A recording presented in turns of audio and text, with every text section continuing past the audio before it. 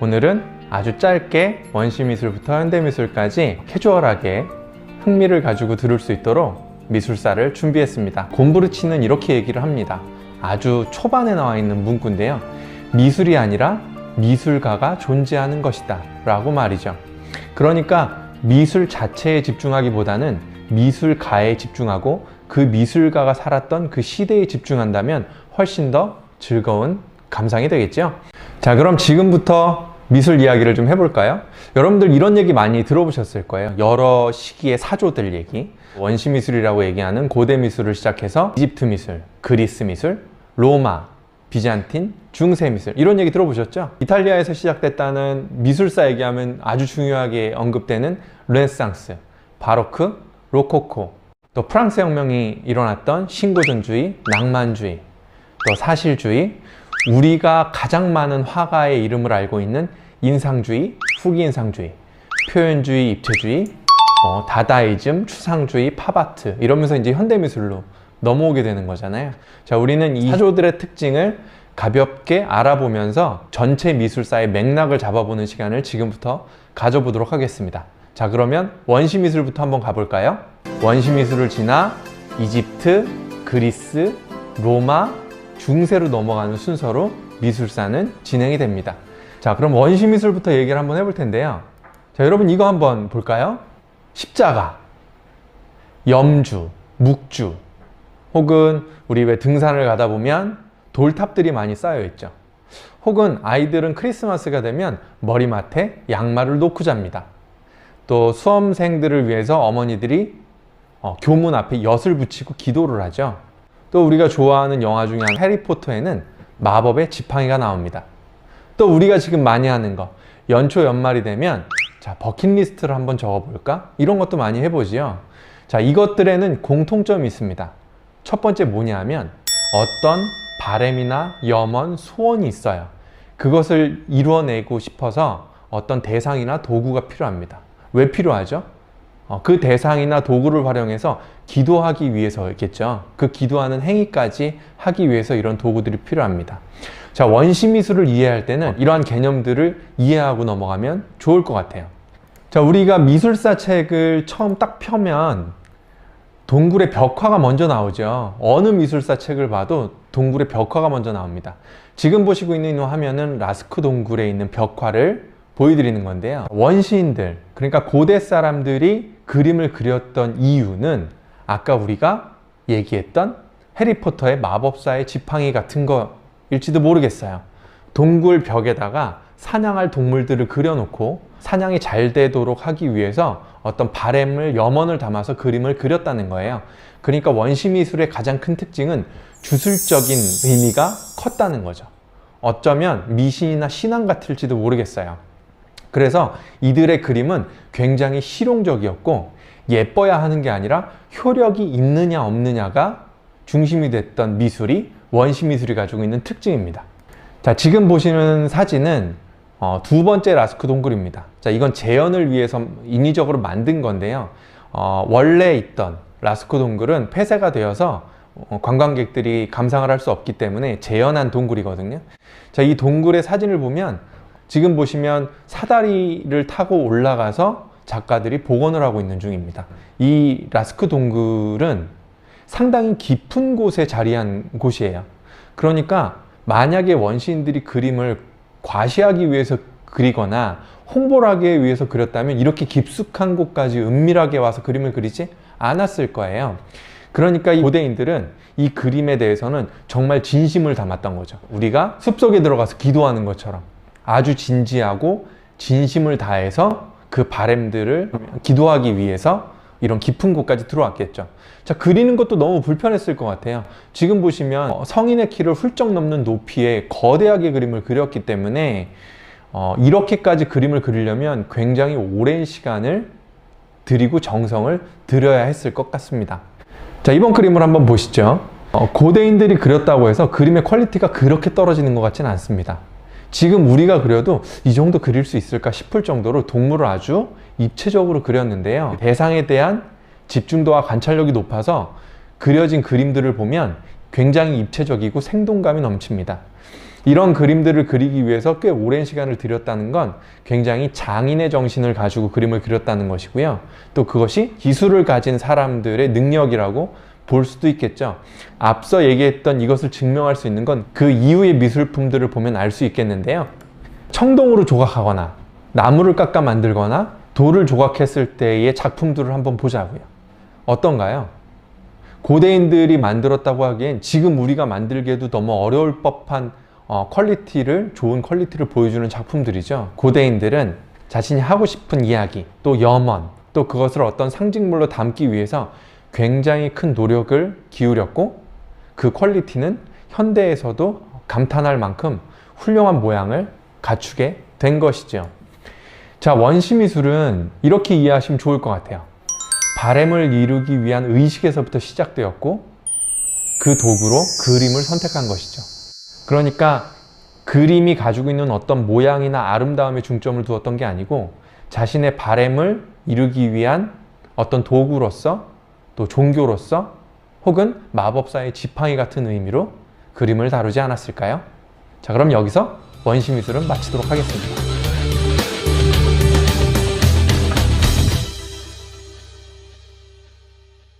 이집트, 그리스, 로마 미술이 중요한 이유는 이집트 미술이 그리스와 로마 미술에 영향을 줬고요. 이 그리스, 로마 미술이 르네상스에 영향을 줍니다. 르네상스의 미술은 현대까지도 영향을 주고 있죠. 그래서 우리가 배우고 알고 있는 이 미술의 근간이 이 이집트, 그리스, 로마를 거치면서 생겼다는 것에 의미가 있는 거예요. 그래서 이집트, 그리스, 로마 미술을 우리가 알고 간다는 것은 지금의 현대 미술을 이해하는데, 또 아카데믹한 미술을 이해하는데 도움이 될 것 같습니다. 자, 그러면 이집트 미술부터 시작해 보겠습니다.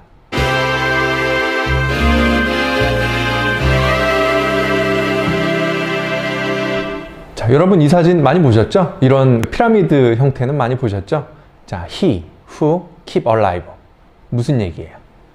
계속 살아있도록 하는 자. 이집트에서는 조각가를 이렇게 불렀다고 합니다. 이집트의 미술은요, 왕의 영생을 위해서 존재했다고 해요. 아까 원시미술이랑은 조금 다르죠. 이집트 미술은 강력한 통치자가 죽은 뒤에 그 죽은 통치자의 영생을 위해서 이 미술을 활용했다는 것이 이집트 미술의 가장 큰 특징이기도 합니다. 자, 이집트 화가의 역할은 그럼 뭐냐? 아름다움보다는 완전함을 분명하게 기록해서 영원히 보존하는 것이 이 당시 미술가들의 역할이라고 해요. 자, 지금 보시는 네바나문의 정원이라는 그림을 한번 볼게요. 우리가 보는 관점과는 조금 다른 시점과 관점으로 그려진 그림이 보입니다. 숲이 있고 가운데 연못이 있는데요. 그 숲에 있는 나무들은 다 측면으로 서 있습니다. 또 가운데 연못은 정면으로 그려져 있죠. 그런데 그 안에 들어있는 물고기들은 또 측면으로 그려져 있어요. 앞서 말씀드렸듯이 이집트 미술가들은 그 대상이 가장 명확하게 보여지는 방향을 그리는 것을 양식으로 삼은 거예요.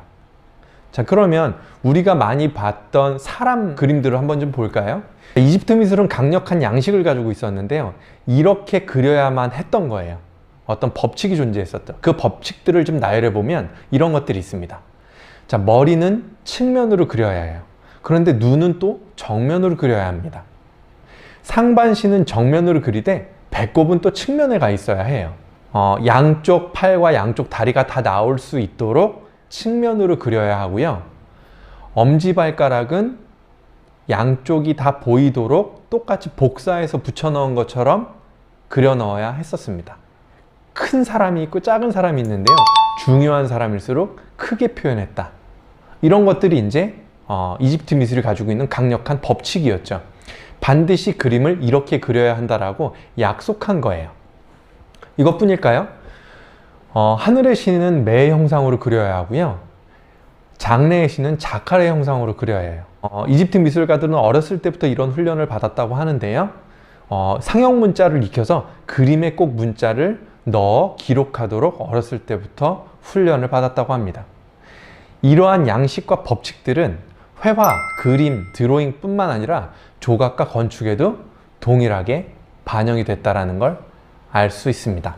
자, 지금 보시는 그림은 크노모텐 묘실의 벽면이라는 그림인데요. 이 그림을 보시면 양쪽에 큰 사람이 서 있습니다. 자, 누가 봐도 이 큰 사람이 권위가 있고 주인공이라는 뜻이겠죠. 자, 이 양쪽에 서 있는 두 사람이 크노모텐이라는 사람이고요. 양쪽에 서 있는 사람 위에, 좌우측 위에 상형 문자들이 써 있는데, 자, 여기에는 어떤 것들이 써 있는 거냐면, 왼쪽 그림의 상형 문자에는 크노모텐의 명예와 지위가 어느 정도인지를 쓴 거고요. 오른쪽 크노모텐의 위의 상형 문자는 지금 배 위에서 강물과 물새들과 어우러져서 놀고 있는 이야기가 담겨 있다고 합니다. 자, 가운데 위에 보면 큰 사람이 있죠? 그 사람도 크노모텐이에요. 그리고 정면에 문 좌우로 둘러싸고 있는 상형 문자들이 가득한데, 이 상형 문자들은 제물을 바쳐야 하는 날짜나 신들에게 바치는 기도문을 적었다고 해요. 이처럼 이집트의 그림들은 통치자의 영생을 위해서, 또 그들의 명예와 지위와 삶을 무덤 안에 같이 넣어 보관할 수 있도록 하기 위해서 만들었던 용도로 사용됐다는 것이죠. 통치자가 죽으면 미라를 만들죠. 그런데 이 미라만으로는 부족했던 거예요. 그래서 미라를 만들고 무덤에 넣을 때는 그 통치자 주변에 있던 하인들, 종들을 같이 묻었다고 합니다. 그런데 이 그림이나 조각상들을 통해서 이제 더 이상 그런 하인이나 종들을 같이 묻지 않아도 되게 됐으니 하인들은 목숨을 건진 거나 다름이 없겠지요. 자, 이렇게 아주 강력한 양식을 활용해서 그림을 그렸다 하더라도 그들의 그림 실력이 낙후되었다거나 관찰력이 부족했던 건 아니에요. 아까 크노모텐 그림의 일부분을 확대해서 보면 나무 위에 새들이 앉아 있는데요. 지금의 학자들이 이 그림을 보고 이 그림만 보고서도 어떤 종의 새인지 맞출 수 있을 정도로 아주 디테일하게 표현했다고 합니다. 이집트 미술가들은 대상에 대한 이해와 지식뿐만 있었던 게 아니라 아울러 관찰력과 표현력도 모두 두루 갖추고 있었다는 게 이집트 화가들이, 이집트 예술가들이 가지고 있었던 실력, 능력이었겠죠. 자, 이집트 미술은 엄격한 양식을 적용해서 통치자의 영생을 위해 사용됐었고, 그것은 3000년이나 지속되었다고 합니다. 뿐만 아니라 이 이집트의 미술은 그리스와 로마 미술에도 지대한 영향을 미쳤다고 합니다. 자, 그럼 이제 그리스 미술로 한번 넘어가 볼까요?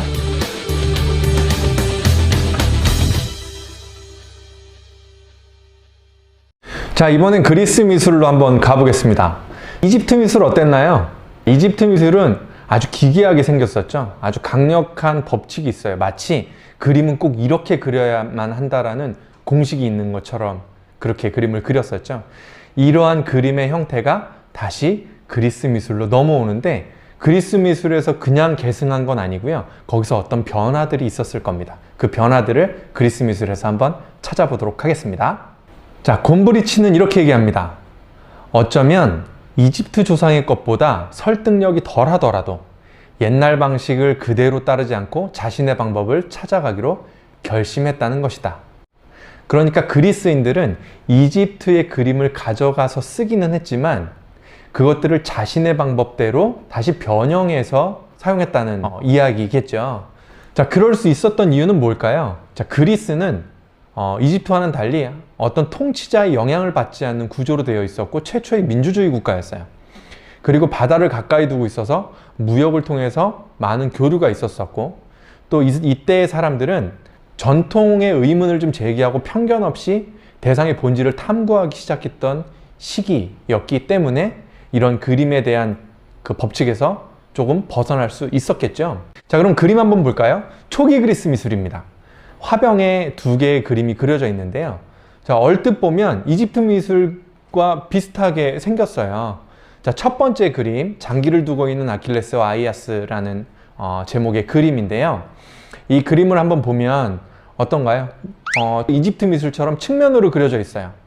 또 눈을 자세히 보면 눈은 또 이집트 미술처럼 정면에 가 있습니다. 그런데 다른 게 뭐가 있나요? 머리가 장기판을 향해 있어요. 그러니까 멀리서 보면 마치 시선이 장기판을 두고 있는 것처럼 이집트 미술보다 조금 더 부드러운 표현이 가미되기 시작했던 거죠. 또 발 모양을 한번 볼까요? 이집트의 미술은 아주 경직되어 있는 한 방향의 발로 곧게 되어 있는 반면 초기 그리스 미술에서의 사람의 발은 한쪽 발을 뒤로 살짝 밀어 넣고 발 뒤꿈치가 들려 있는 형태로 조금 더 자연스러워졌죠. 자, 오른쪽에 있는 전사의 작별이라는 그림도 보면 그동안에 없었던 아주 독특한 장면이 하나 있습니다. 그건 뭐냐면 발을 한번 볼까요? 이집트 미술에는 없었던 정면의 발 모양, 심지어 무릎과 발의 모양은 또 발가락 5개를 정확하게 그려 넣을 만큼 이집트 미술에서는 조금은 벗어난, 조금 더 자연스러운 형태의 그림을 그리기 시작했다는 것이죠. 옆에 있는 방패도 한번 볼까요? 방패는 정면으로 돌렸을 때 많은 정보를 보여줄 수 있는데 이때의 방패는 옆으로 비스듬하게 세워놓은 방패 형태로 그려놓기 시작한 거죠. 그러니까 이집트 미술을 탑재하긴 했지만 그것들을 자신들이 연구해서 조금 더 자연스럽게 그림을 변형시켰다는 모습을 우리는 이 두 그림에서 볼 수 있어요. 조각상도 한번 볼까요? 두 형제상이라는 조각상을 보면 여전히 뻣뻣하고 로봇처럼 그리긴 했어도 근육들이 조금씩 살아났고 또 한 발을 뒤로 이렇게 밀어 넣거나 한 발을 앞으로 내딛는 형태의 조금 더 자연스러운 조각상들을 만들어내기 시작했죠. 이러한 작은 변화들은 그리스 미술이 진전이 되면서 아주 비약적으로 발전을 하는데요. 같은 시대의 미술이라고 하기에는 퀄리티가 너무 차이가 나죠. 하늘을 이고 있는 헤라클레스라는 작품을 보면 어깨, 엉덩이가 아주 볼록하게 부드럽게 자연스럽게 표현되어 있는 게 보이죠. 물론 이 그림도 보면 이집트 미술의 영향을 가지고 있어요. 자, 측면을 보고 있고 몸은 정면으로 돌아서 있고, 자, 그리고 저 여인의 옷주름을 보세요. 너무 자연스럽지 않나요? 놀라운 건 옷주름 뒤에 감춰진 무릎의 실루엣까지 아주 정확하게 표현하고 있다는 거예요.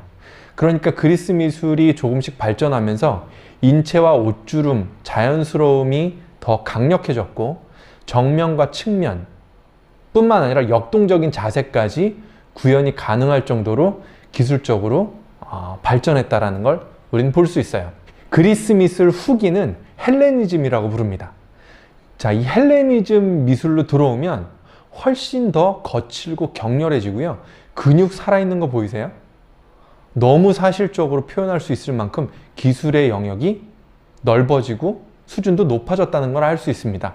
이러한 헬레니즘의 그림들은 이후 르네상스에도 영향을 많이 주고 있는데요. 사실적인 표현이었기 때문에 후세에도 영향을 많이 받고 계승을 받았던 작품들이기도 하지요. 이때 되면 약간 이런 생각도 들어요. 어떤 주술적이나 의미 있는 그런 종교적인 의미에서의 조각이 아니고 기술 자체에 집중해서 예술 활동을 한 게 아닌가? 이런 생각이 들 정도로 그림이나 조각, 예술품의 수준이 굉장히 높아진 것을 볼 수 있습니다. 자, 그리스 미술은 양식에서 벗어나서 상식으로 전환됐던 전환점이기도 해요. 그래서 어떤 법칙이나 양식이 아니고 관찰과 표현에 더 적극적이었고 인체를 이상적으로 표현한 것은 물론 다양한 동작과 표정, 생동감까지 불어넣었던 시기가 이 그리스 미술과 헬레니즘 미술이 가지고 있는 가장 큰 특징이라고 볼 수 있겠습니다. 그리스 미술에서 중요한 건 이상적이라는 거예요. 무슨 얘기냐면 이들은 신이나 영웅들을 조각하거나 만들어야 했기 때문에 굉장히 이상적인 비례와 비율을 가지고 있어야 했거든요. 그러니까 현존하는 사람들의 신체를 그린 게 아니고 가장 이상적이라고 생각하는 신체들을 모아서 집약해서 구조를 만들었다는 거죠. 그러니까 리얼리티는 조금 떨어진다고 볼 수 있겠습니다. 이것이 그리스 미술이 가지고 있는 가장 큰 특징이라고 하겠습니다.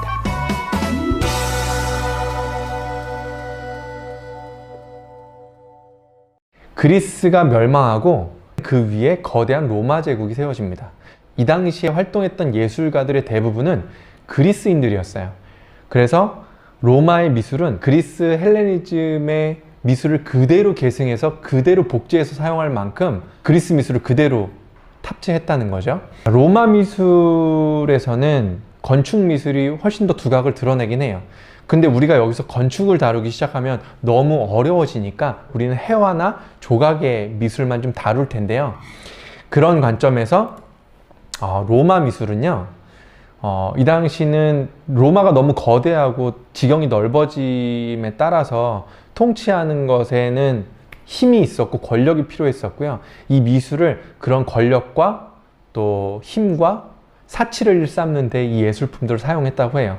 그래서 동전에도 자기 얼굴을 넣어서 내가 통치자라고 표시를 했어야 했고, 또 흉상들을 만들어서 여기저기 전시하면서 또 배치하면서 많은 사람들이 통치자인 나를 많이 알아보게 했어야 됐었다고 해요.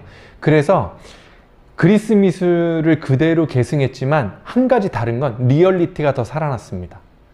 그러니까 흉상을 만들어도 이상적으로 만드는 게 아니라 가장 흡사하게, 머리가 빠져 있고 대머리면 대머리인 그대로, 주름이 깊게 파여져 있으면 깊게 파여진 대로 그대로 조각해서 그대로 그려서 작품을 남겼다는 것이 가장 큰 특징이기도 하겠습니다. 이렇게 로마 미술은 좀 가볍게 넘어갈 텐데요. 로마가 멸망하면서 기독교를 공인하기 시작했어요.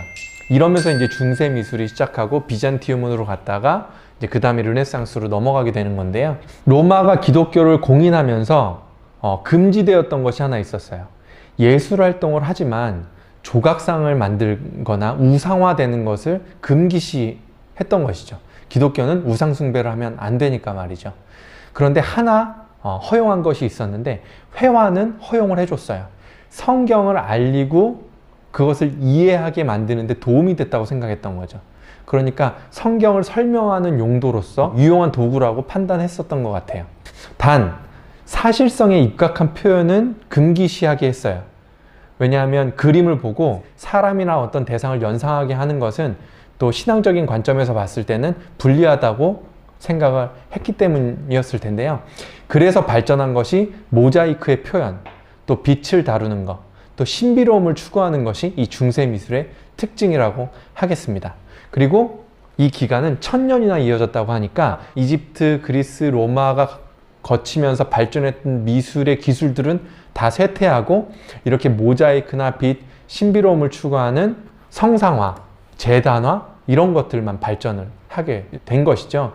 그런 측면에서 봤을 땐 그림의 기술들, 예술의 기술들은 쇠퇴한 건 사실입니다. 자, 중세 미술이 가지고 있는 또 하나의 특징은 재단이나 성상화들이 많이 만들어졌다는 거고, 이걸 이제 우리는 이코나라고 하는데요.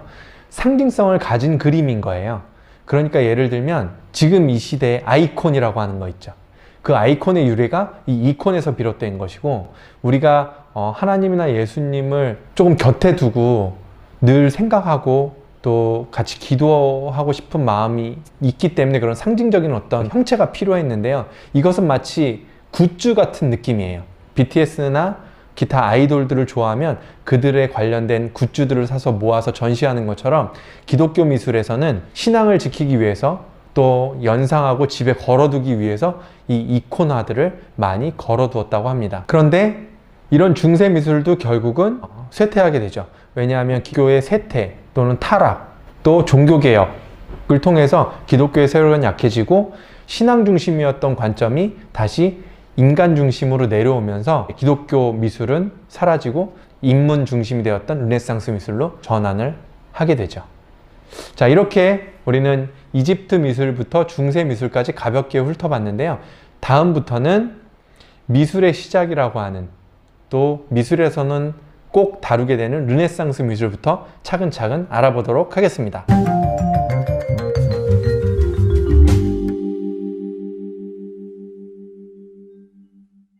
자, 드디어 중세를 지나 르네상스까지 왔습니다. 중세 기독교 미술이 쇠퇴하고 이제는 인문 중심의, 인간 중심의 사회로 넘어오면서 르네상스가 꽃을 피우는 시대가 되기도 했죠. 이 르네상스 미술은 우리가 지금 그 미술학원에서 배우는 아카데믹한 미술의 탄생을 했던 시기이기도 하고요. 이때 만들어졌던 어떤 아카데믹한 기술들을 지금 미술학원에서 여전히 배우고 있으니까 아주 관통하는 중요한 시기라고 해도 무관하겠죠. 이 르네상스 시기의 미술에서는 위대한 발명이 3가지가 있는데요. 첫 번째는 원근법, 두 번째는 해부학, 세 번째는 유화입니다.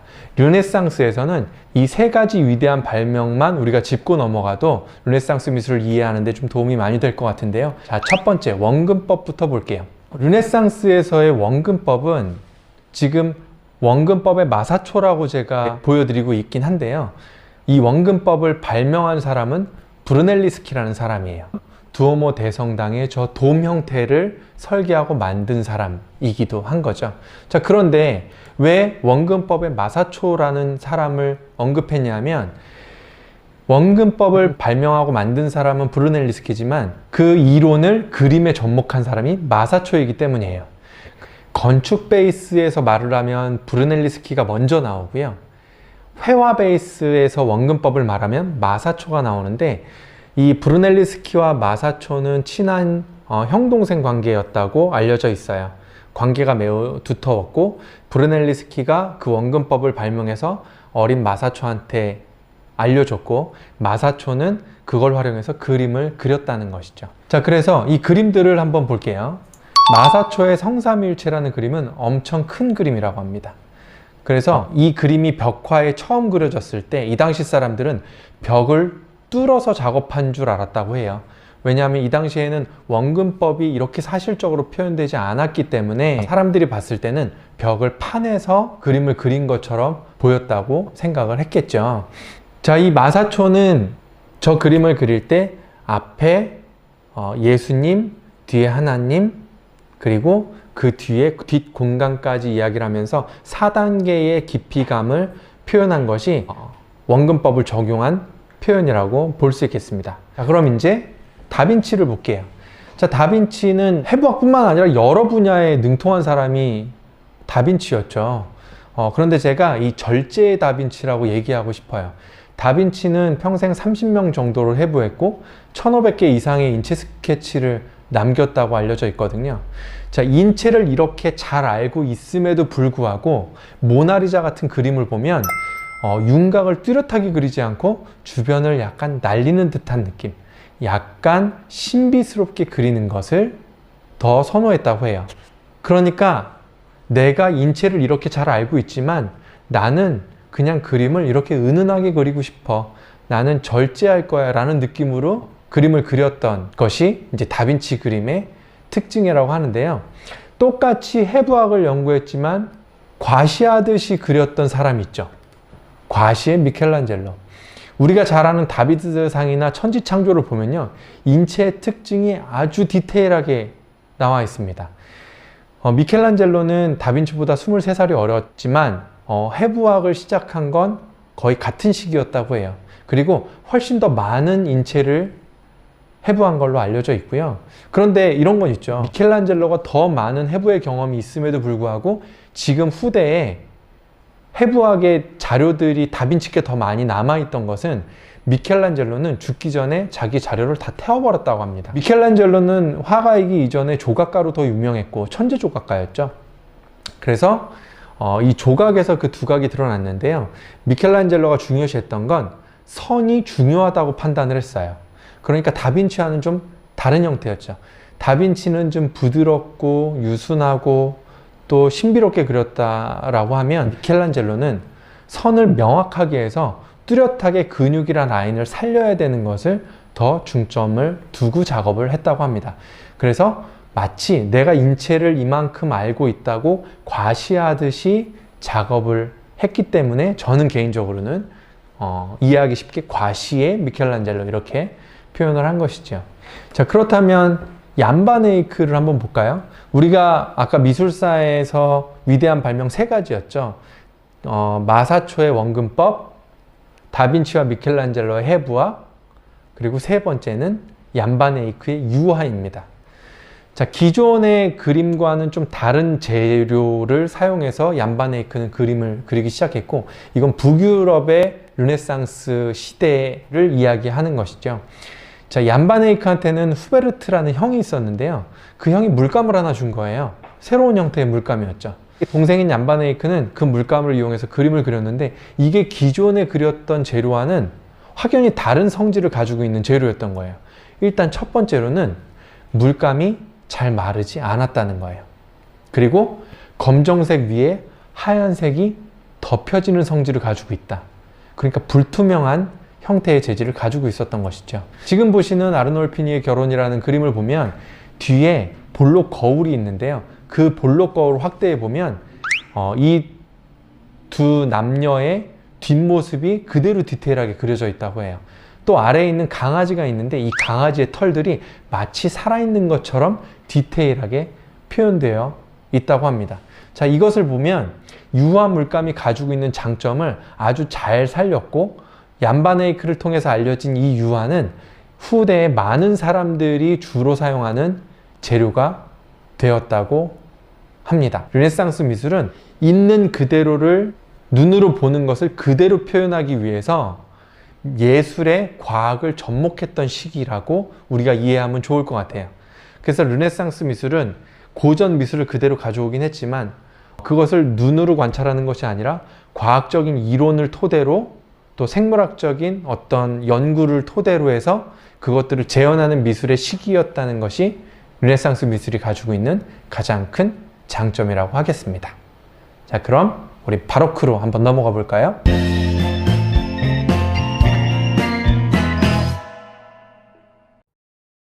바로크와 로코코 미술을 한번 좀 알아보려고 해요. 바로크와 로코코는 아주 대비되는 사조를 가지고 있어서 우리가 비교하면서 보면 좋을 것 같은데요. 자, 첫 번째 바로크부터 한번 가볼까요?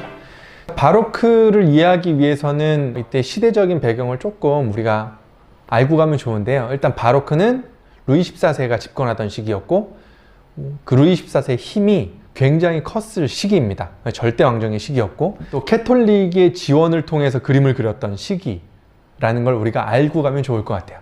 이제 뭐 우리가 둘러볼 화가로는 카라바조, 베르메르, 렘브란트라는 화가들을 우리 가볍게 보고 넘어갈 거고요. 이때의 양식의 특징을 보면 명암을 아주 훌륭하게 사용했다. 그러니까 르네상스는 있는 그대로를 표현하는 것이 핵심이었다면, 이제 바로크에 와서는 빛과 명암을 아주 디테일하게 잘 사용했다라는 특징이 있죠. 또 캐톨릭의 부흥을 위해서 그림이 사용했고, 바로크 미술의 특징은 굉장히 사실적이고 역동적이고 남성적인, 로코코는 여성적인 그림이고 바로크는 남성적인 그림으로 많이 구분을 하고요. 교회나 성당의 벽에다가 그림을 걸어야 했기 때문에 그림 사이즈가 크고 또 극단적인 연출을 했다는 것이 바로크 미술이 가지고 있는 특징이기도 합니다. 카라바조의 그림부터 볼게요. 골리앗을 죽인 다윗의 그림을 보면 젊은 청년이 어떤 남자의 머리를 잘라서 들고 있는 아주 잔인한 그림인데요. 자, 이 두 주인공은 젊은 카라바조가 지금 자신의 카라바조를 단죄하면서 들고 있는 그림인데, 이 그림의 이야기를 잠깐 살펴보면 카라바조는 굉장히 능력이 특출해서 교회 누군가의 선택을 받아서 이제 성화를 그리는 궁전화가로 취직을 하게 됩니다. 실력이 너무나도 뛰어났고 많은 훌륭한 작품도 인정받았지만 한 가지, 성질이 약간 못된 거예요. 그래서 이 카라바조가 하루는 술집에 가서 술을 먹다가 젊은이하고 다툼이 붙었는데 그 젊은이를 실수로 죽게 만듭니다. 카라바조는 겁이 났고 그 길로 바로 도망길에 오르죠. 그렇게 도망을 다니다가 반성을 하기 시작합니다. 카라바조는 성질은 못했지만 가지고 있는 사고나 인품 자체는 그렇게 나쁘진 않았다고 해요. 그래서 충분히 자신의 잘못을 반성할 줄 아는 사람이었고, 그 잘못을 용서를 구하기 위해서 그렸던 그림이 이 골리앗을 죽인 다윗이라고 합니다. 이 그림을 그려서 사죄의 의미로 바치고 죗값을 치르려고 했는데 그 도망 중에 열병에 걸려서 죽었다고 하죠. 그러니까 이 그림은 카라바조의 유작이라고 할 수 있겠습니다. 자, 옆에 보시면 의심하는 도마가 있죠. 자, 보시면 어때요? 예수님의 옆구리를 손으로 꾹 찔러요. 기존과는 다른 느낌입니다. 인상이 살짝 찌푸려지지 않나요? 바로크 미술이 가지고 있는 가장 큰 특징 중에 하나입니다. 보는 관객과 소통하는 형태예요.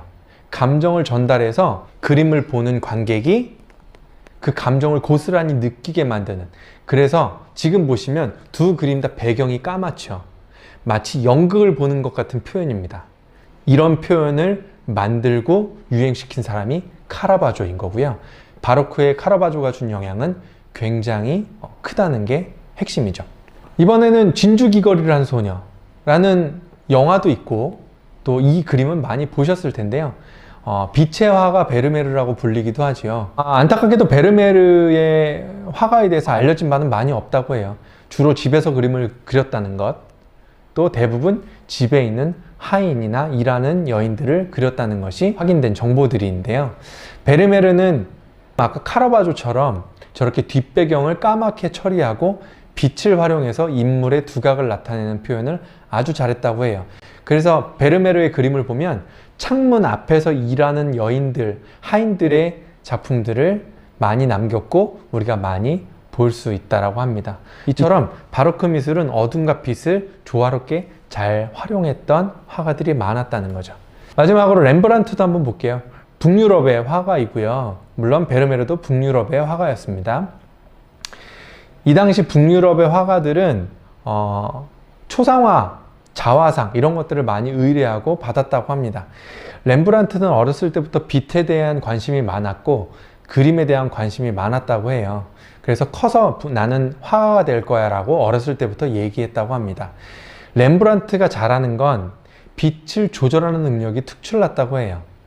아까처럼 카라바조는 어둠을 활용하는 것, 베르메르는 빛을, 주어진 빛을, 자연광을 활용했다라고 한다면 렘브란트는 빛을 인위적으로 조절해서 이 사람을 그릴 때 빛을 어디에서 비추면 어떤 느낌이 나는지를 잘 아는 사람이었다라고 합니다. 그래서 지금 사진학을 공부하는 사람들이 배우는 이론 중에 렘브란트의 조명 기법이라고 하는 이론이 있다라고 하는데요. 그게 지금 작은 사진에 보면 어떤 여인의 얼굴을 측면에서 빛을 비추면 왼쪽 반대편 광대에 삼각형의 빛의 흔적이 남는다. 뭐 이런 이론들을 만들어서 빛을 왼쪽에서 비추면 이 사람이 어떻게 보이고 위에서 비추면 어떤 느낌이 나고 아래에서 비추면 어떤 분위기가 연출되는지를 아주 잘 아는 화가였다고 해요. 그런 이론들을 활용해서 초상화를 많이 그렸다고 합니다. 또 야간 순찰이라는 이름으로 알려진 이 민병대의 그림, 여러 사람이 그린 그림인데요.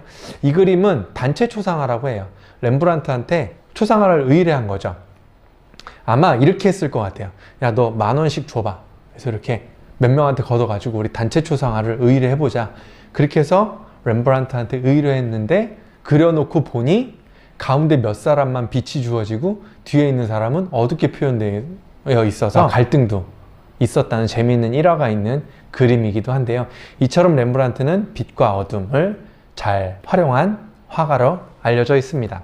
자, 그럼 전체 분위기를 한번 볼게요. 바로크 미술이 역동적이라고 하는 것은 대각선 구도를 많이 사용했기 때문에 그랬다는 말들이 있습니다. 이것이 바로크 미술의 특징이기도 하죠. 이삭의 희생이나 베드로의 순교나 십자가에서 내려짐 같은 그림들을 보면 르네상스처럼 아주 밸런스, 균형감이 있는 게 아니라 위에서 아래로 대각선으로 구도를 잡은 그림들이 많이 있는데요. 이렇게 불완전한 형태의 균형감은 그림을 보는 사람으로 하여금 불안감과 또 조마조마함 이런 감정들을 갖게 한다고 해요. 그래서 바로크 미술이 역동적이라고 얘기하는 것은 이러한 구도 때문이기도 하고요. 이삭의 희생이라는 그림을 보면 갓난아이를 제물로 바치기 위해서 올라간 그 풍경을 그림에 담은 것인데요.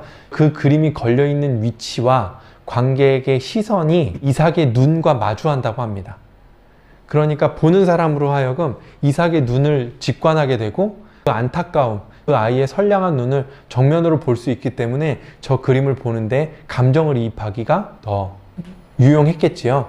그래서 그림에 대한 몰입도가 크고 더 교감하고 더 느낄 수 있다는 것이 바로크 미술의 가장 큰 특징이라고 하겠습니다.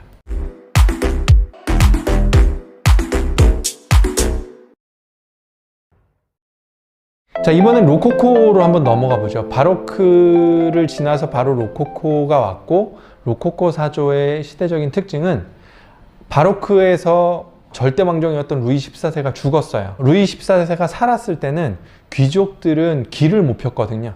근데 그 루이 14세가 죽고 나니까 귀족 중심의 사회가 열립니다. 가지고 있는 돈과 명예와 부를 활용해서 자기를 치장하거나 자유분방하게 놀고 즐기는 것이 이들의 문화로 자리 잡은 것이죠. 이 당시 화가는 바토, 프라고나르, 프랑스와 부시에라는 화가들이 유명했고요. 양식으로 보면 귀족과 부르주아가 중심이 된 사회였어요. 그러니까 막 복잡한 얘기는 아예 없어요. 그저 놀고 연애하는 그런 분위기가 만연했던 그런 시기이기도 했고요. 화려하고 섬세했습니다. 바로크는 어둡고 웅장하고 거대했다면 로코코는 화려하고 섬세하고 사교적이고 쾌락적인 그림들이 많이 그려졌고요. 화려한 가구와 실내 장식, 드레스가 돋보이는 그림들이 많았던 시기로 보면 좋을 것 같습니다. 자, 지금 보시면 프라고나라의 그네나 바토의 카테라 섬으로의 항해, 뭐 이런 그림들을 우리가 좀 쉽게 볼 수 있는데요. 저 그네를 보면 앞에는 젊은 남성이, 뒤에는 나이 든 남성이 있습니다. 로코코 미술은요, 이렇게 화려하고 연애하는, 사랑하는 이야기들이 많은 것이 특징이고요. 색이 아주 화려하다는 것이 특징 중에 하나입니다. 카테라 섬의 항해라고 하는 이 그림을 보면 연애의 과정들을 잘 보여주고 있고요. 우측에 보면 여성한테 구애하는 모습으로 시작해서 이 여인이 남성에 관심을 보이고 결국 남성의 손을 잡고 일어나서 연애를 시작하는, 이렇게 사랑이 시작되는 과정들이 한폭의 그림에 담은 작품이라고 하겠습니다. 그러니까 이 안에는 복잡한 얘기는 없고요. 그냥 사랑하고 연애하는 것에 대한 이야기가 담겨져 있는 그림이고요. 그리스 로마 신화에서 이 키타라 섬은 비너스가 주인인 섬이기도 합니다. 비너스는 사랑의 신으로 이 섬 안에 오면 사랑이 이루어진다라는 이야기를 담고 있는 그림이기도 하지요. 다음 그림도 볼까요? 부시의 화장이라는 그림, 또 퐁파두르 부인의 추상이라는 그림을 보면 굉장히 화려한 가구들과 의상들을 확인해 보실 수 있습니다. 그러니까 이 로코코 미술은 이런 화려한 치장과 여인들의 아름다움, 또 실내 장식들을 강조해 가면서 그림을 그렸고요. 이것들이 귀족 사회라는 것을 알리고 있는 중요한 자료들이 되겠죠. 바로크 미술과 로코코 미술을 비교해서 보면 바로크 미술은 어둡고 웅장하고 감각적이고 역동적인 것에 비해서 로코코 미술은 가볍고 즐겁고 화려하고 섬세한 것들을 그렸다는 아주 극명한 차이를 보이고 있기 때문에 바로크와 로코코 미술은 비교해서 보시면 즐겁게 감상할 수 있을 것 같습니다. 자, 그럼 이제 우리 다음 시간으로 한번 넘어가 볼까요? 이번에는 신고전주의와 낭만주의를 한번 볼 텐데요. 여기에는 역사적인 이야기를 조금 해봐야 될 것 같아요. 신고전주의를 얘기할 때 이 혁명 얘기를 하는 사람도 있고 하지 않는 사람도 있는데, 저는 프랑스 혁명에 대한 이야기를 조금 더해서 신고전주의 그림을 소개해 보려고 하는데요. 그러려면 우리가 프랑스 혁명에 대한 이해가 좀 있어야 되겠죠. 루이 14세부터 전쟁을 하는데 돈을 많이 지출을 했고, 그래서 프랑스에는 늘 경제적인 어려움이 있었던 상태였어요. 그러던 중에 루이 14세가 죽고 루이 15세가 됐죠. 그리고 나서 코코가 되면서 돈이 있는 사람들은 경제나 이런 국력엔 전혀 관심이 없이 그냥 노는 데만 정신이 팔려 있었어요. 평민들은 먹고 살기가 어려워졌어요.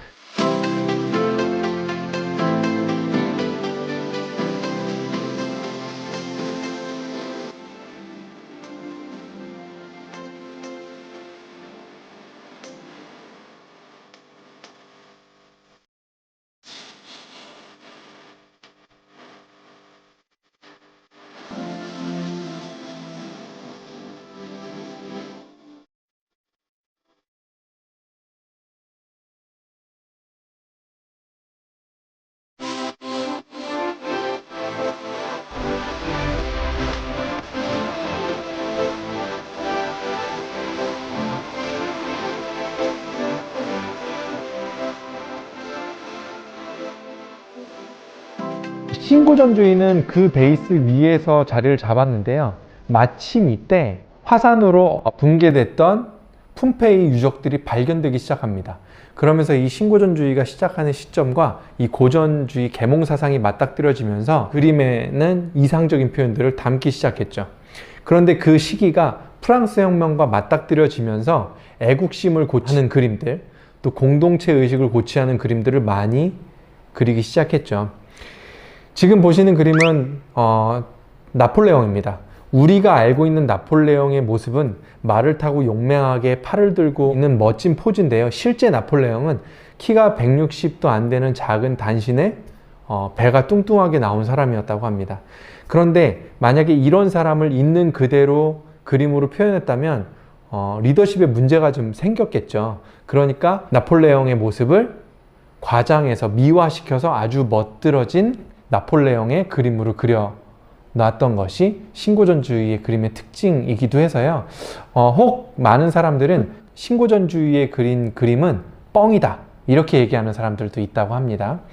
어쨌든 이렇게 신고전주의 그림은 이상적인 표현을 했고, 또 프랑스 혁명이 발발하면서 애국심을 고취하거나 공동체를 의식을 고취하는 그림들이 많이 그려졌고요.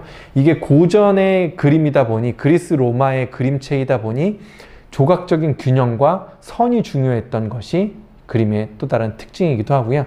역사적인 어떤 교훈들을 담는 것이 특징이기도 합니다. 사비니 여인의 중재라는 그림을 한번 볼까요? 신고전주의의 대표적인 그림이기도 한데요. 자, 이 그림의 내용은 이렇습니다. 사바나 군의 여인을 로마군이 납치해요. 로마군에는 여자가 모자랐고 또 아이를 낳아야 되는데 여자가 모자르니까 출산이 안 되니까 사비니 군의 여인을 납치해서 살았는데, 사비니 군이 그걸 보고만 있지는 않았겠죠. 그래서 여인들을 되찾으러 서둘러와서 둘이 싸움을 합니다. 그런데 가운데 있는 여인들 보시나요? 가운데 있는 여인들과 아이들이 있습니다. 이 여인은 어느 양쪽의 편도 아닙니다. 그저 아이들을 지켜야 된다는 사명감만 가지고 이 둘의 싸움을 중재하고 있는 것처럼 보여지고 있지요. 자, 이것은 단순히 사비니 군과 로마군의 관계, 또 그 가운데 껴있는 여인의 관계에 대한 이야기를 한 것뿐만 아니고 프랑스 혁명의 어떤 상징적인 그림이기도 해요. 이 그림 자체는 그리스나 로마를 연상하게 하지만 뒤에 배경으로 보여진 바스티유 감옥은 프랑스 혁명에서는 굉장히 중요한 역할을 하는 건물이기도 합니다.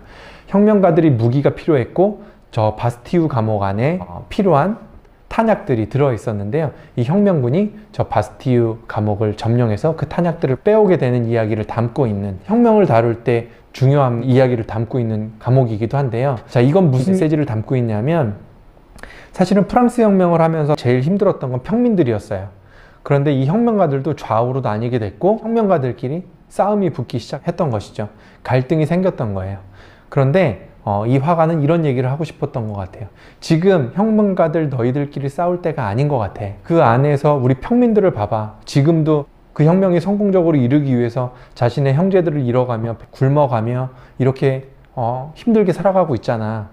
그러니까 혁명가들 너희들끼리 싸우지 말고 이 사람들을 둘러봐줬으면 좋겠어 라는 메시지가 같이 담겨있는 그림이라고 전해지고 있기도 합니다. 그들의 시절과 화가들의 사정을 알아보는 미술사의 여정을 지금부터 시작해보겠습니다.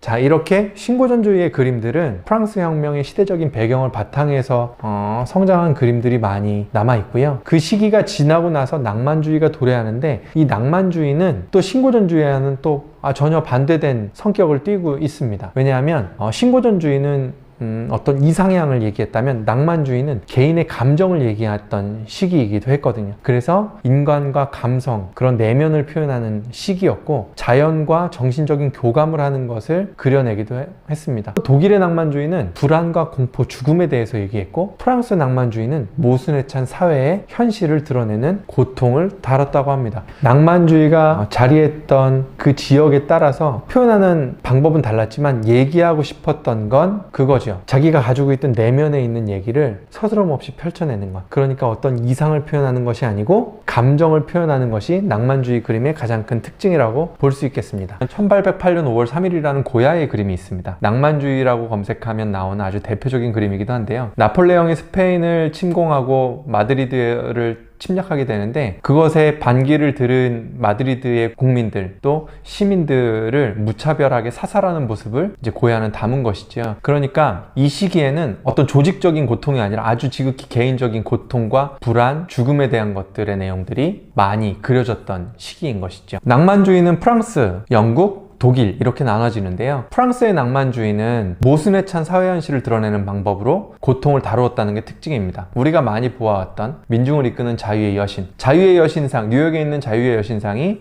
이 민중을 이끄는 자유의 여신에서 모티브를 가져온 것이죠. 또 메두사의 침몰도 마찬가지입니다. 들라크루아와 제리코가 각각 그린 이 그림들은 사회 현실에 드러나 있는 어떤 고통들, 불합리성, 이런 것들을 그림에 담았던 것이 특징이고요. 영국의 낭만주의는 개인의 경험과 관념을 통해서 느껴졌던 어떤 공포와 감정을 아주 격하게 표현하는 사조의 느낌을 가지고 있습니다. 푸실리나 블레이크 또 터너의 그림들을 보면 아주 역동적이고 격하게 그림들을 표현한 것들을 우리가 엿볼 수 있겠습니다. 그렇다면 독일의 낭만주의는 어땠냐? 풍경을 소재로 삼았다 하더라도 그 풍경 안에서 개인의 숨겨진 공포들, 열정들을 표현했고 여기서는 어떤 사회의 불합리나 이런 것들이 아니고 질병이나 개인의 죽음에 관심을 기울였다는 것이 독일 낭만주의의 특징이기도 하겠습니다. 자, 신고전주의가 지나고 낭만주의를 거쳐서 이제 사실주의로 넘어오게 되는데요. 사실주의는 이런 말 들어보셨나요? 나는 천사를 그릴 수가 없다. 그러나 나에게 천사를 보여준다면 나는 그것을 그리겠다. 구스타프 크루베가 한 이야기죠. 크루베에게 어떤 고객이 천사를 그려달라고 요청했을 때 크루베가 한 대답이라고 합니다. 조금 까칠하게 느껴지지만 이것이 사실주의를 대표하는 코멘트가 될 수도 있겠는데요. 크루베는 보지 않은 것, 진실이 아닌 것, 이런 것들은 그리지 않겠다 라고 얘기한 것이죠. 그래서 크루베는 직접 보고 있는 것, 현장에서 느끼고 목격한 것, 그러니까 신과 영웅 같은 것들은 그리지 않겠다는 이야기를 한 것이죠. 사실주의는 이것에 기반해서 성장합니다. 크루베의 대표적인 그림을 보면 오르낭의 장례식이라는 게 있는데요. 이 오르낭이라는 사람은 크루베의 삼촌이라고 합니다. 이전의 장례식의 그림들을 보면 굉장히 이상적이고 홀리하고 이런 반면 크루베가 그린 이 장례식 모습을 보면 오른쪽에 있는 여성들을 다른 곳을 보고 있어요. 그러니까 이 그림에서 슬퍼하는 사람들의 모습은 찾기가 어렵습니다. 이게 현실적인 장례식의 모습이라고 얘기한 것이겠죠. 그러니까 크루베는 진실을 얘기하는 것이고 실제 존재하는 것들만 표현하겠다라고 선언한 것이 이 사실주의의 특징이 되겠습니다. 자, 돌 깨는 사람들의 그림도 마찬가지예요. 그냥 노동자의 모습을 있는 그대로 표현한 것이죠. 그러니까 저 낡은 옷들, 뭔가 돌들을 나르는데 힘겨워서 왼쪽 다리를 들어 받치는 고단함, 이런 것들을 있는 그대로 담았다는 거죠. 소재의 사실성도 있어야 하고 표현의 사실성도 있어야 하는 것이 사실주의가 가지고 있는 또 다른 특징이기도 합니다. 안녕하세요 크루베 씨라는 그림도 있습니다. 이 그림은 크루베 씨와 그 후원자들의 만남을 다룬 그림이기도 한데요. 아주 일상적인 것이죠.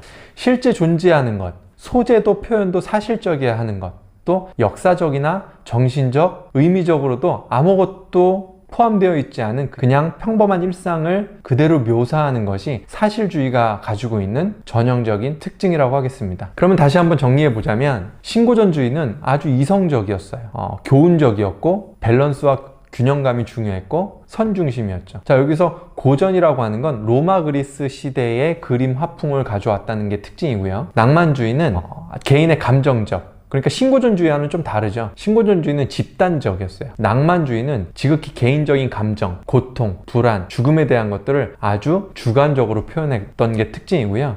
낭만주의의 특징은 상상화가 많다는 겁니다. 그러니까 내면에 있는 것들을 꺼내야 했기 때문에 뭔가를 보고 그렸다기보다는 상상해서 그린 그림들이 많았고, 그렇기 때문에 화가들의 개성들이 많이 살아났다는 게 특징이죠. 낭만주의가 지나고 나서는 이제 상상화 같은 건 그리지 않겠다, 어떤 의미를 담아서도 그리지 않겠다, 그냥 아주 현실적이고 일상적인 것들을 직시하고 묘사하는 것에 중점을 두고 그리겠다 라는 것이 사실주의가 가지고 있는 특징이겠습니다. 이번 시간에는 인상주의와 후기인상주의, 우리가 많은 화가들을 알고 있는 그리고 대중적으로 알려진 미술의 사조들이죠. 19세기 미술 지금부터 알아보도록 하겠습니다. 자, 인상주의. 지금 보시는 모네 해돋이라는 그림 많이 보셨죠? 마치 어린아이가 그냥 대충 붓질을 한 것처럼 보이는 이 그림이 이렇게 유명해진 이유를 우리는 늘 궁금해합니다. 자, 인상주의 그림은 화가가 자연을 보고 느낀 어떤 순간의 인상을 그린 것이라고 이해하면 좋을 것 같아요. 다시 말해서 빛으로 인해 시시각각 변하는 자연을 순간 빠르게 그려내는 것, 이런 표현들이 인상주의 사조의 대표적인 특징인데요. 대상이 아닌 대상에 반사되는 빛의 분위기를 순간적으로 그리는 것이기 때문에 그림을 빨리 그려야 했겠죠. 그리고 야외에서 그린 그림이 많은 것이 인상주의의 특징입니다. 왜? 빛을 다뤄야 했기 때문에 말이죠. 자, 그런데 이 당시에 야외 드로잉이 많았던 이유가 있어요. 사실주의 화가들이 하나둘씩 밖으로 나가서 그림을 그리기 시작했는데, 그렇게 하다가 야외에서 빛에 대한 호기심이 생겼던 것이죠. 그래서 그 빛을 다루는 그림들을 그리다가 인상주의가 된 것인데, 그럴 만한 이유가 있었어요. 자, 첫 번째는 19세기쯤에 사진기가 발명이 됩니다. 그리고 튜브 물감이 생산되기 시작했고 기차가 다니기 시작했어요. 그러니까 사진기는 묘사를 위한 그림은 더 이상 의미가 없어졌다는 걸 상징하는 거죠. 사진기로 찍으면 되니까. 또 튜브 물감과 기차는 휴대성과 기동성이 동시에 확보된 상황인 거예요. 그러니까 집 안에서만 그리거나 집 앞에서만 그리던 그림이 빠르게 준비물을 챙겨서 야외로 나가서 그림을 그릴 수 있게 했던 것이 기반이 됐었겠죠. 이게 인상주의가 발전하게 된 계기에 일조를 하게 됩니다. 그림 한번 볼까요? 자, 모네의 그림, 안개 속에 솟는 태양, 양산을 든 여인. 이 두 가지 그림 다 빠르게 휘갈겨서 채색한 붓터치가 그대로 보이는 듯 합니다. 안개 속에 솟는 태양을 보면 태양이 이글이글 타는 것, 그러니까 대기 중에 있는 어떤 공기의 흐름까지 빛과 버무려서 담아내려고 했던 노력이 보이는 것 같습니다. 자, 양산을 든 여인도 한번 보겠습니다.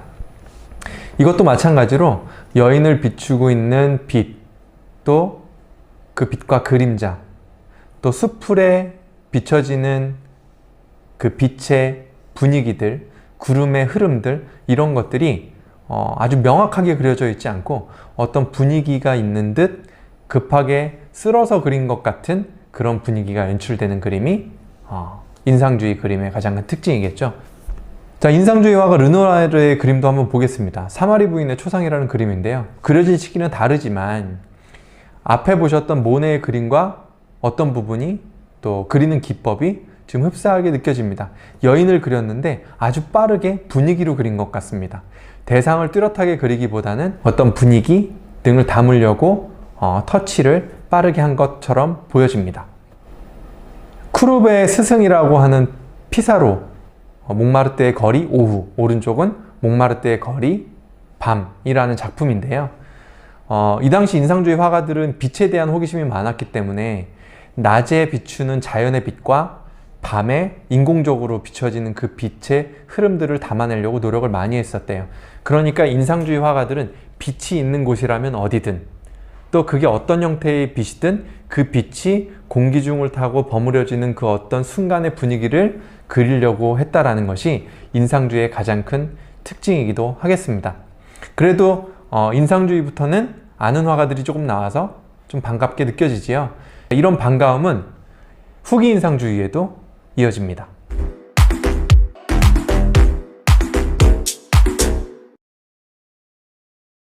자, 후기 인상주의에는 반가운 얼굴들이 많이 있습니다. 우리가 잘 아는 방고우, 또 풀고갱, 세잔. 이들이 인상주의와 다른 것은 인상주의의 기법들을 그대로 계승한 것이 아니고요. 자신만의 방법대로 그림을 그렸다는 게 특징인 건데, 방거우는 그림의 감정과 느낌을 담았고, 풀공행은 원시적이고 원색적인 그림을, 세자는 형식을 이탈해가면서 그림을 그렸던 그런 화가로 우리에게 알려져 있습니다. 방고우는 너무 잘 아시죠? 방고우와 풀고갱의 이야기. 방고우는 아르리란 마을에서 그림을 그리고 있었는데 풀고갱을 너무 좋아했어요. 그래서 동생인 테오한테 풀고갱을 아르르로 초대를 해줄 수 있겠니? 라고 부탁을 하게 되죠. 그 당시 테오는 그림상을 하고 있었기 때문에 풀고갱에게 쉽게 연락을 취할 수 있었고, 풀고갱은 테오의 이야기를 듣고 방고우로 찾아갑니다. 그런데 둘은 성격부터 그림 화풍까지 전혀 다른 성향을 보여주고 있고, 그래서 풀고갱은 결국 떠나게 되지요. 그렇게 풀고갱은 타이티라는 지역으로 가서 원시적인 느낌의 그림을 그리게 된 것이고요. 방거우는 남아서 자신의 화풍을 완성해가는 그런 이야기를 담고 있습니다. 세자는 부유한 집안에서 자란 금수저 출신의 화가로 알려져 있어요. 근데 실력은 그렇게 변변치가 않아서 미술학교에도 몇 번 낙방하고 했답니다. 인상주의 화가들과 같이 그림을 그리다가 인상주의에서 어떤 갈증을 느꼈던 것 같아요. 그래서 세자는 자신만의 그림을 완성하기 위해서 집안에서 30년간 자신의 그림을 만드는 데 시간을 보내게 됩니다. 그래서 세잔의 그림은 이후 표현주의와 입체파 화가들, 야수파 화가들한테 영향을 주게 되는 현대미술의 아버지라고 불리게 된 것이지요. 그림들을 한번 보겠습니다. 이 안에는 고흐와 고갱과 세 잔의 그림이 모두 담겨져 있는데요. 후기 인상주의의 특징을 한 가지로 얘기하자면 화풍이 너무 다양하다는 것이에요.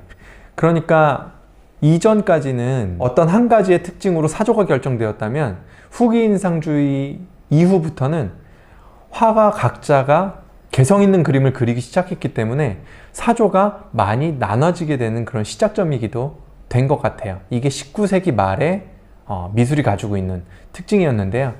반고흐는 저렇게 뭔가 휘갈겨 그린 느낌이 있었고, 또 반고흐의 특징은 어떤 풍경에 자신의 감정을 버무려서 표현했다는 것이 반고흐 그림의 특징이고요. 고갱의 그림은 타이티 부족으로 들어가서 그 안에서 그들의 표현으로 원초적인 또 원색적인 색감을 활용해서 그림을 그렸던 것이 화풍이 됩니다. 세자는 아주 완벽한 그림을 그리기 위해서 한 가지의 풍경 그림을 70점씩 그릴 정도로 아주 집요했다고 하고요. 과일바구니 같은 그림들은 원근법이나 어떤 원칙, 법칙에서 벗어나서 자기가 원하는 방식대로 과일을 보고 그렸다는 것이 가장 큰 특징이고, 앞서 말씀드렸듯이 이거는 입체파 화가들에게 큰 영향을 주게 됩니다. 자, 후기 인상주의 작품은 명암, 구도, 원근 등의 기본적인 공식을 깨고 강렬한 색상을 사용했다는 게 특징이고요. 표현 기법도 아주 다양해졌어요. 자, 이것은 현대미술의 시작이 되는 시발점이기도 했고, 이후 미술들은 후기 인상주의의 영향을 많이 받았다고 합니다. 자, 정리 한번 해보겠습니다. 인상주의는 어떤 시점의 빛, 그러니까 그게 9시 50분일 수도 있고 9시 55분일 수도 있죠. 9시 50분의 빛과 9시 55분의 빛은 다르다 라고 판단했기 때문에 인상주의 화가들은 그림을 빨리빨리 그려내야 했었겠죠. 어떤 시점의 빛이 대상에 미치는 그 순간, 그 분위기를 그려냈던 것이 인상주의의 특징이고요. 후기 인상주의는 화가 개인의 개성을 담아서 아주 자유로운 방식으로 그렸던 시기가 후기 인상주의의 특징이라고 볼 수 있겠습니다. 그들의 시절과 화가들의 사정을 알아보는 미술사의 여정을 지금부터 시작해 보겠습니다. 이번에는 표현주의, 야수파, 입체주의, 큐비즘이라고 하는 20세기 미술에 대해서 알아볼 텐데요. 20세기 미술을 들어가기 전에 우리가 알아두면 좋을 것이 있습니다. 우리가 지금까지 원시 미술부터 이집트, 그리스, 인상주의, 후기 인상주의까지 이렇게 왔잖아요. 지금까지는 한 개의 특징이 사조를 형성합니다. 그래서 시기별로 순서대로 나열하기가 편해요. 근데 20세기가 지나가서는 작가 개인의 성향이 너무 뚜렷해서 이 사조들이 동시대에 여러 개가 많이 생기게 됩니다.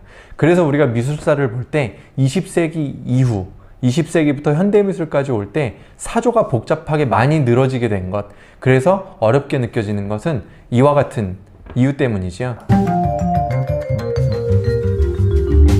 20세기에 들어서면서 미술은 재현의 미술에서 개성과 다양성 중심의 미술을 변화합니다. 그것은 산업화, 도시화, 세속화돼 버린 서구 사회의 변화로 다양한 사조들이 출현하게 된 것인데요.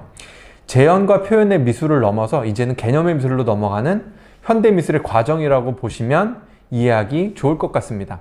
표현주의부터 보자면 우리 뭉크 잘 아시죠? 절규라는 그림은 너무 잘 압니다. 뭉크는 객관적인 관찰보다 주관적인 감정을 중요하게 생각하면서 그림을 그리게 됐었던 것이고요. 이것은 고흐와도 거의 맞닿아 있는 방식이기도 했었죠. 그래서 표현주의는 어떤 대상에 대한 관찰보다는 그 대상을 보고 느낀 것을 그 대상에 투영하면서 감정을 표현했던 것이 표현주의의 특징이고요.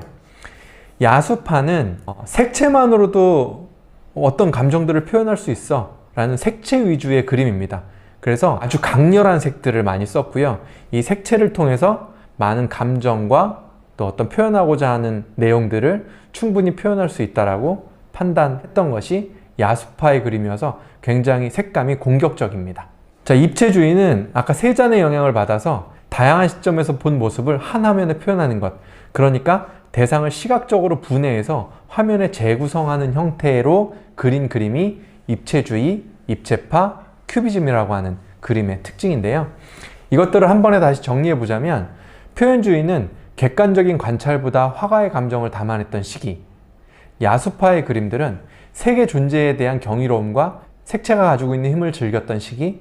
입체주의는 대상을 분해해서 재구성하는 것을 통해 평면에 다시 표현했던 시기. 이런 것들이 20세기 후반에 다양한 사조들로 번져가면서 더 많은 사조들이, 또 많은 화가들이 생겼겠죠.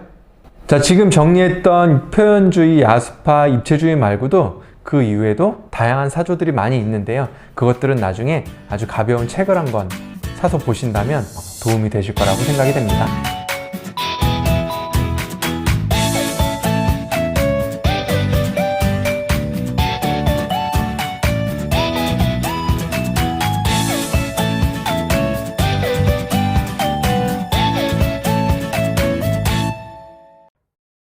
자, 이제부터는 현대미술을 아주 잠깐 다뤄볼 텐데요. 우리 지난주에 입체파 그런 얘기 했었잖아요. 사조들이 많이 나눠졌다고. 피카소까지는 이름을 기억하고 있습니다. 그런데 그 이후로 아는 화가의 이름이 다시 많지 않아졌어요. 왜 그랬을까요? 여러 가지 이유가 있겠지만 아마 세계 2차 대전 때문에 유럽의 미술이 전쟁 기간 동안 사라졌던 것이 이유가 되지 않을까요? 나라가 어지러웠던 유럽에 비해서 안정적이었던 미국으로 미술은 다시 건너오게 됩니다. 그리고 추상미술로부터 다시 자리 잡기 시작하는데요. 이 당시 미국에서는 예술가들한테 지원하는 프로그램이 있었다고 해요. 매주 그림을 그려가지고 오면 그 그림을 정부에서 사주는 정책이었죠. 그렇게 시작된 미술은 점점 커져서 추상미술을 거쳐서 레드메이드, 팝아트 이후의 사조들로 진행되게 됩니다. 현대미술은 무엇이 예술일 수 있는가에 대한 질문을 지속적으로 던지고 있어요. 그러니까 잭슨 폴럭의 붓으로 막 뿌리는 그림들, 추상 그림들부터 변기만 뛰어다가 놓던 뒷상의 샘 같은 작품, 그리고 팝아트와 같은, 그러니까 예술의 정의가 무엇인가, 이것들은 예술이 될 수 없는가에 대한 질문을 반복적으로 던지고 있습니다. 자, 그로 인해서 회화 형식에서 벗어나서 파격적인 형식들의 미술들이 탄생하게 되고요. 그 종류가 다양하기 때문에 상징적인 사조 2가지 정도만 살펴보도록 하겠습니다. 자, 레드메이드. 여러분들 뒷상의 저 변기 작품 많이 보셨죠? 또 자전거의 바퀴라는 작품도 보셨을 겁니다. 자, 이 작품은 기성품을 일상의 장소에서 다른 곳으로 옮겨 놓으면 새로운 의미가 부여되고 이것은 예술적 상상력을 자극할 수 있다라는 뒷상의 개념에서 나온 예술이기도 하죠. 그러니까 화가의 선택이 곧 예술이 된다는 개념에서 오는 것입니다. 그러니까 이전에는 눈으로 보고 이야기를 듣고 한 것이 예술이었다면 이제는 화가의 어떤 행위나 개념이 예술이 되기 시작한 것이죠. 그러니까 현대미술이 난해하고 복잡한 것은 그 화가의 생각과 관념, 또 어떤 개념들에 의해서 만들어진 예술품들이 많기 때문에 우리가 그냥 육안으로 보기엔 해석이 어려운 것들이 많은 이유가 되겠습니다. 뒷상의 미술이 그러하듯이 팝아트도 비슷한 질문을 던지고 있습니다. 예술은 고귀한 사람들, 부유한 사람들의 전유물인가에 대한 질문을 던지는 것이 이 팝아트이기도 할 텐데요. 굉장히 상업화되어 있고 공감을 줄 수 있는 대중적인 그림들, 그런 작품들이 예술로서 재탄생되고 인정받기 시작한 시기, 또 그 사조가 팝아트였던 것이죠. 예술의 고정된 기준 자체를 거부하는 거였어요. 이것이 예술이 될 수 없는 이유를 얘기해봐라 라고 질문을 던지는 것 같았습니다. 예술이 많이 배운 사람, 돈 많은 사람, 고귀한 사람들의 전유물인가? 이렇게 유쾌하고 상징적으로 표현하는 것은 왜 예술이 될 수 없는가에 반기를 들면서 탄생됐던 작품 세계이기도 한 것이죠. 자, 그러니까 이 이후로도 수많은 사조들이 현재까지 존재하고 있고 조각미술, 공간미술, 디지털미술, 미디어미술 이런 것들이 이제 사조로서 쭉 이어지고 있는데요. 이것들을 우리가 이해하기 어려웠던 것들은 그것들이 개념미술, 공간미술이었기 때문이에요. 자, 그래서 좀 정리해보자면 원시미술부터 현대미술까지 우리가 미술이 지금까지 사랑을 받았던 이유는 아마도 보이는 것부터 보이지 않는 것까지 표현하려는 예술가들의 노력들이 결국은 미술의 역사를 만든 것이 아닌가, 이렇게 생각이 됩니다. 그것은 결국 우리한테는 재미있는 옛날 이야기, 또 미술 이야기가 되었겠죠. 자, 여러분들이 서양미술이 어렵게 느껴진다면 그 그림이나 작품보다는 이야기에 조금 더 집중해서 보시면 훨씬 더 즐겁게 그림을 감상할 수 있지 않을까 생각이 됩니다.